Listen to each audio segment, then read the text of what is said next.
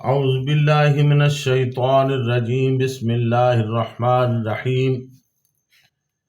الحمد للہ رب العالمین والصلاة والسلام علی سید الانبیاء والمرسلین وخاتم النبیین۔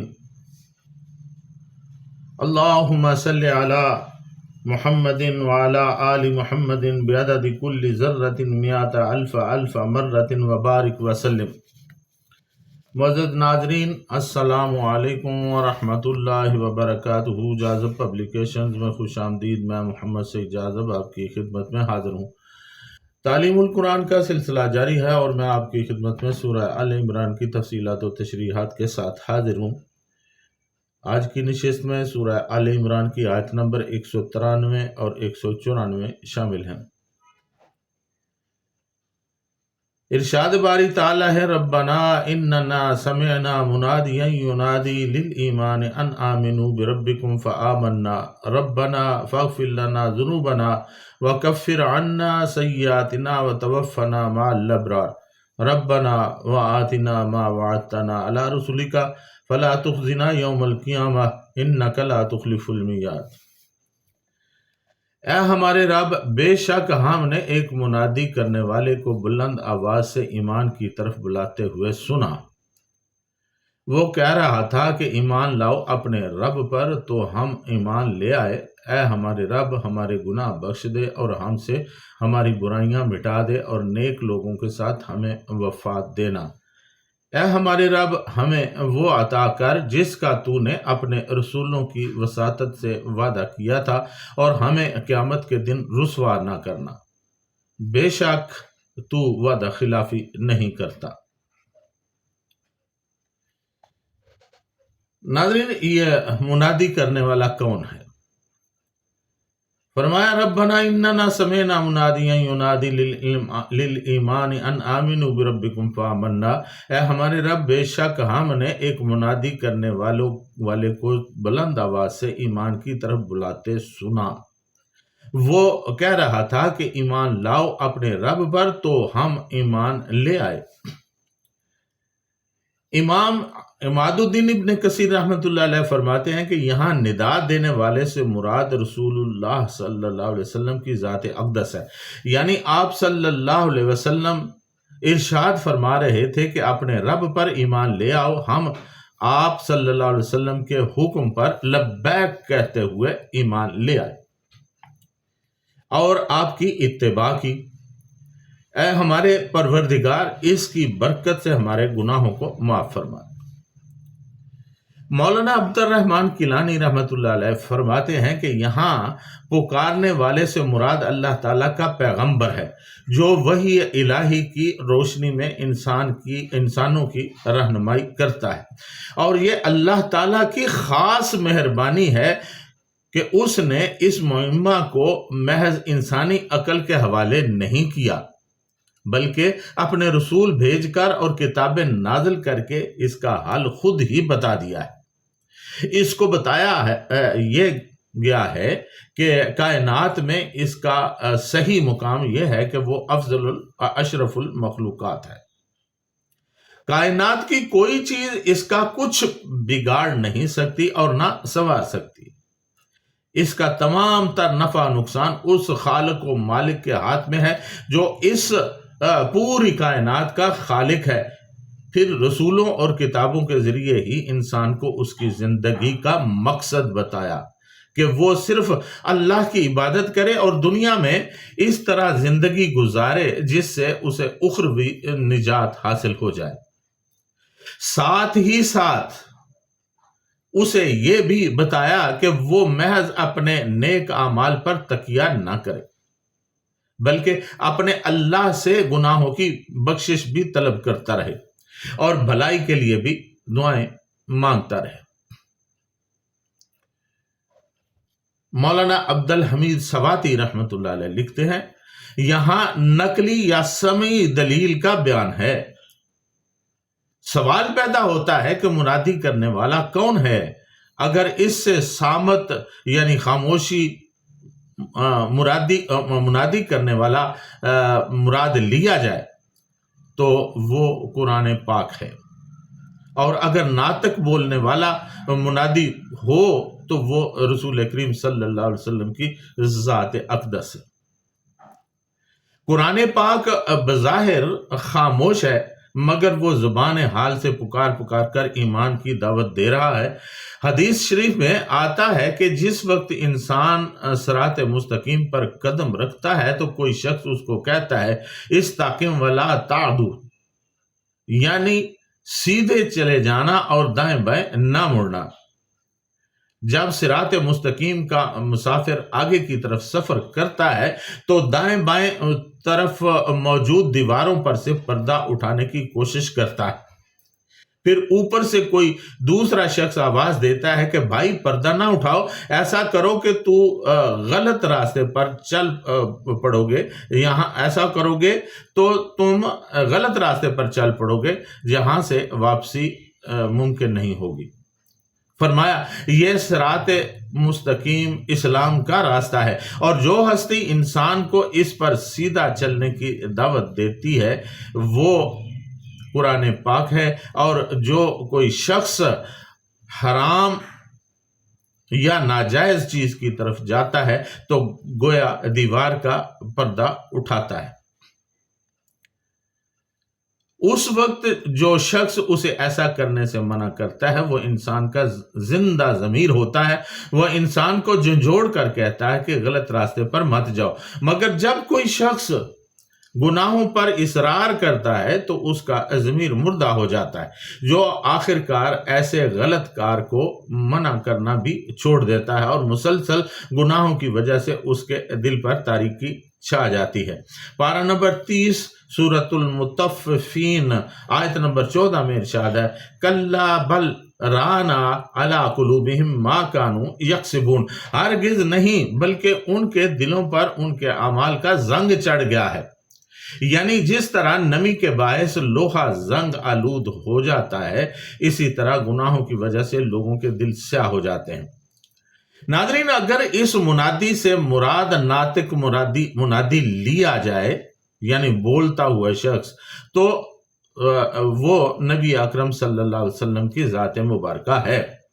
آپ صلی اللہ علیہ وسلم بلا واسطہ منادی ہیں جنہوں نے ہر مقام پر براہ راست ایمان کی دعوت دی۔ آپ صلی اللہ علیہ وسلم نے کوہ صفا پر ایمان کی دعوت دی، کعبۃ اللہ کے پاس اعلان کیا، طائف پہنچ کر اللہ تعالیٰ کا پیغام پہنچایا، گلیوں بازاروں میں، میلوں میں اور منڈیوں میں آپ صلی اللہ علیہ وسلم نے ہر جگہ یہی دعوت دی، یا ایھا الناس قولوا لا الہ الا اللہ تفلحوا، اے لوگو لا الہ الا اللہ کہہ دو فلاح پا جاؤ گے۔ یہ دعوت حضور صلی اللہ علیہ وسلم نے صحابہ کرام رضی اللہ عنہم کے ذریعے لوگوں تک پہنچائی، اور یوں یہ دعوت بالواسطہ ہو گئی۔ صحابہ کے بعد تابعین، تبع تابعین، بزرگان دین، عالمان دین، مفسرین کرام اور مفکرین کرام رحمت اللہ علیہم اس دعوت کو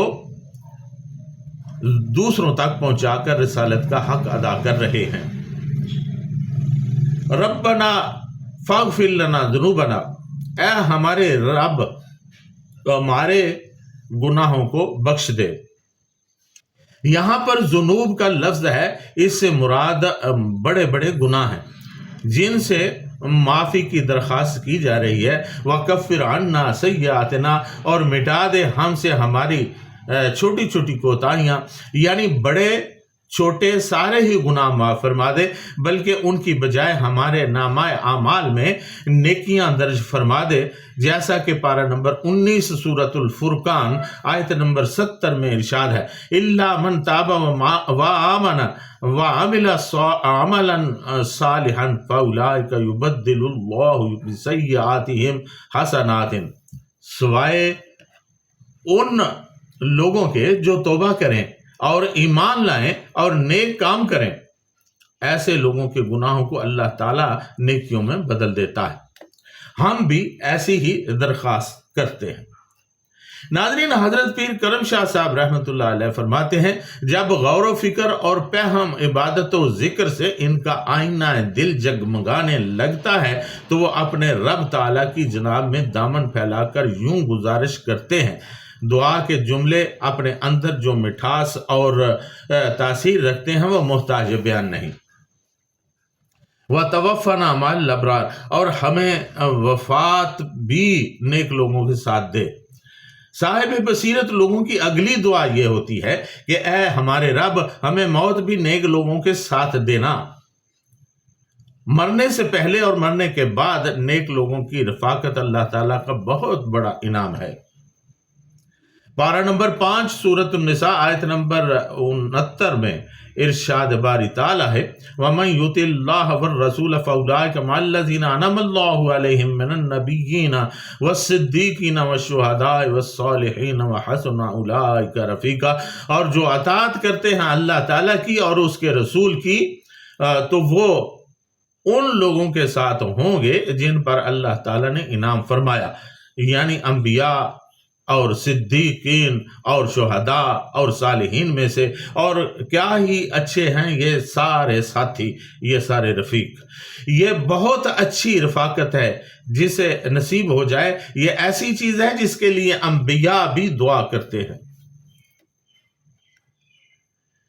پارہ نمبر 13 سورۃ یوسف آیت نمبر 101 میں حضرت یوسف علیہ السلام کی دعا کا ذکر ہے۔ انہوں نے فرمایا انت ولی فی الدنیا والآخرہ توفنی مسلما والحقنی بالصالحین، اے اللہ تو ہی میرا دوست ہے اس دنیا کا بھی اور آخرت کا بھی، مجھے اسلام پر موت دینا اور میرا انجام نیک لوگوں کے ساتھ کرنا۔ آیت مذکورہ میں ابرار کا لفظ استعمال ہوا ہے جو برن کی جمع ہے۔ اس کا معنی نیکوکار اور نیک خصلت ہونا ہے۔ ایسے لوگ جو ہمیشہ نیکی پر توجہ رکھتے ہیں، نیکوکاروں کی صحبت یا اچھی سوسائٹی کی ضرورت اس زندگی میں بھی ہے۔ اچھے اور نیکی والے لوگ وہی ہوں گے جن کی تربیت اچھی ہوگی۔ ربنا وآتنا ما وعدتنا علی رسلک فلا تخزنا یوم القیامہ انک لا تخلف المیعاد، اے ہمارے رب ہمیں وہ عطا کر جس کا تو نے اپنے رسولوں کی وساطت سے وعدہ کیا تھا، اور ہمیں قیامت کے دن رسوا نہ کرنا، بے شک تو وعدہ خلافی نہیں کرتا۔ ناظرین، اللہ کی تخلیقات میں غور کرنے والے اہل خرد عقل مند لوگ اس وعدہ کو یاد کرتے ہیں جو اس نے اپنے بندوں سے کیا۔ پارہ نمبر 24 سورۃ المومنین آیت نمبر 51 میں ارشاد باری تعالیٰ ہے اِنَّا لَنَنْصُرُ رُسُلَنَا وَالَّذِينَ آمَنُوا فِي الْحَيَاةِ الدُّنْيَا وَيَوْمَ يَقُومُ الْأَشْهَادُ، ہم اپنے پیغمبروں کی اور جو لوگ ایمان لائے ہیں ان سب کی دنیا کی زندگی میں بھی اور جس دن گواہ کھڑے ہوں گے یعنی قیامت کے دن بھی مدد کریں گے، یعنی ہم انہیں فتح و نصرت اور غلبہ عطا کریں گے اور ان کے درجات بلند کریں گے۔ چنانچہ عقل مند کی ہمیشہ دعا ہوتی ہے کہ جس نصرت اور جس اعزاز کا تو نے ہم سے وعدہ کیا تھا اسے پورا کر دے اور ہمیں آخرت کے دن رسوا نہ کرنا، ہم جانتے ہیں کہ تو اپنے وعدہ کے خلاف نہیں کرتا۔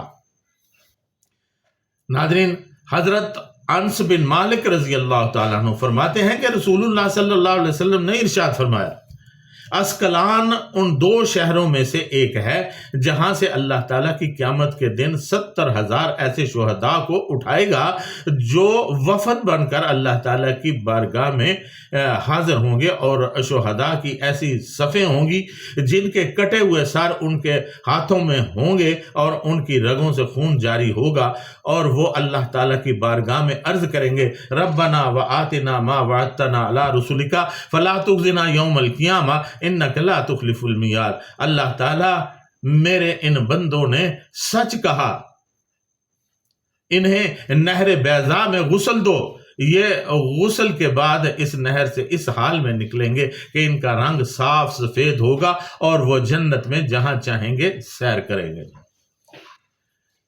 ناظرین، حضرت علامہ ثناء اللہ پانی پتی رحمۃ اللہ علیہ لکھتے ہیں، یہاں الفاظ دعا کے ہیں اور معنی خبر کے مراد ہیں، یعنی اے رب، جو تو نے پیغمبروں کی معرفت ہم سے فضل و کرم کا وعدہ کیا وہ ضرور پورا کرے گا۔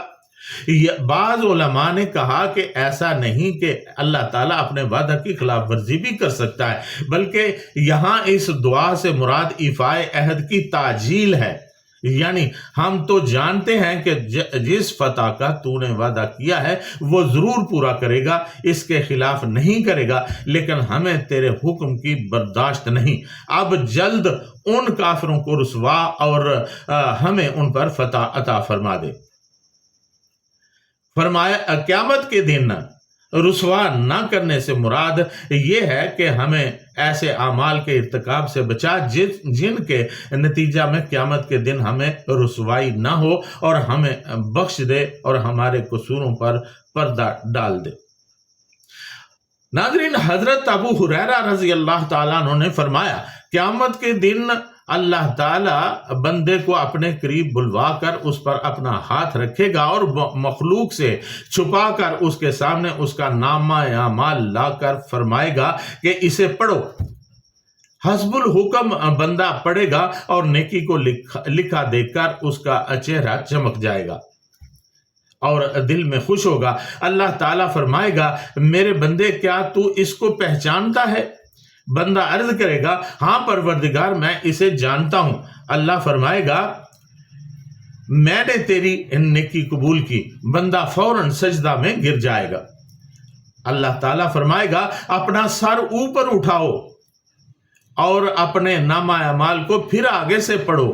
حسب الحکم بندہ پھر پڑھے گا اور بدی لکھی دیکھ کر اس کا چہرہ سیاہ اور دل خوف زدہ ہو جائے گا۔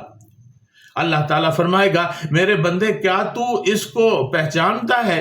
بندہ کہے گا، ہاں میرے رب، میں پہچانتا ہوں۔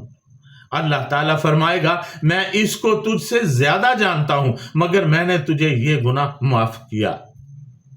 بندہ سجدہ میں گر جائے گا۔ اسی طرح بندہ پڑھتا جائے گا۔ ہر نیکی کے صلہ میں اللہ تعالیٰ اپنی قبولیت کا اعلان کرے گا، اور بدی کے ذکر پر اللہ تعالیٰ اسے معاف کرتا چلا جائے گا، اور بندہ ہر دفعہ اللہ تعالیٰ کے حضور سجدہ کرتا جائے گا۔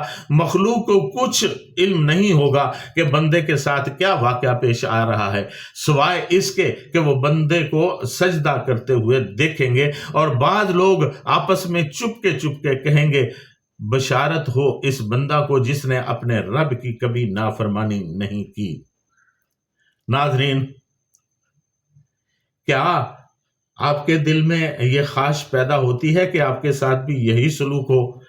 اللہ تعالیٰ آپ ہمارے نامہ اعمال اٹھائے اور پھر ہم سے ایک ایک نیکی اور بدی کا سوال کرے، اور پھر ان کو نیکیوں کو قبول کرتا جائے اور گناہوں کو معاف کرتا جائے۔ اللہ تعالیٰ سے دعا ہے کہ اللہ تعالیٰ ہمارے ساتھ بھی یہی سلوک فرمائے۔ ہماری تمام کوتاہیوں، تمام خطاؤں، تمام گناہوں کو اللہ کریم معاف فرما دے، اور ہمیں نیکیاں کرنے کی اس دنیا میں توفیق عطا فرمائے، اور آخرت میں ہماری وہ نیکیاں قبول فرما لے۔ اس دعا کے ساتھ ہی آج کی نشست میں آپ سے اجازت چاہوں گا۔ وما علینا الا البلاغ المبین۔